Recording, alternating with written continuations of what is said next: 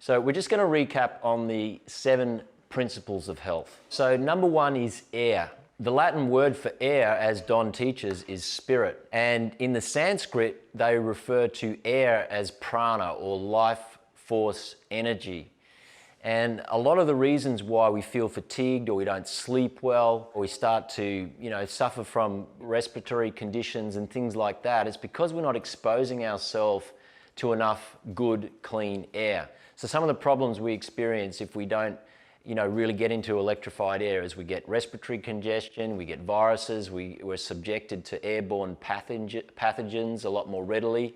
We have mental fog, lack of clarity, focus, and even anxiety and depression. So the way we get around that is that number 1, we have to ensure that we expose ourselves every single day to fresh, clean, moving air. So how do we do that? Well, number 1, it's to ensure that we get outside.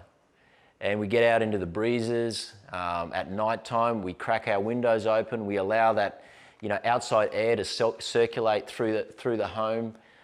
If it's winter time, you can just, and you live in a secure environment, just crack the window open a little bit, and even put on a box fan or a ceiling fan. Put on more blankets or pajamas, whatever it may be. But don't allow yourself not to get that circulating air, particularly when you sleep. It's so critical. Now, if you work in an office where, you have air conditioning and all of the windows are closed, you can do simple things like purifying the air with diffusing oils. And then the other thing that you can do is intentional breathing.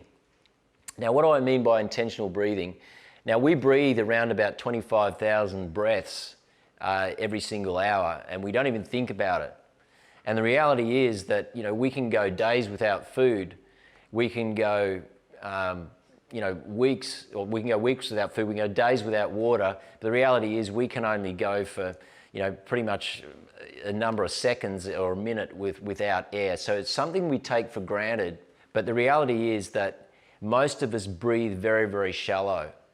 And because we're doing it subconsciously, what's happening is we're not giving ourselves the tools to really let go of a lot of that anxiety and that pressure and that stress, and to also help our digestion as well. One of the things that you can do, which is an ancient wisdom, it's called 7 rounds of 7. And you may have heard Don or his son Tyler speak about this before, but it's kind of an ancient practice that they used to do, where you basically take a nice big deep breath in for 7 counts, you hold for 7 counts, and then you release for 7 counts.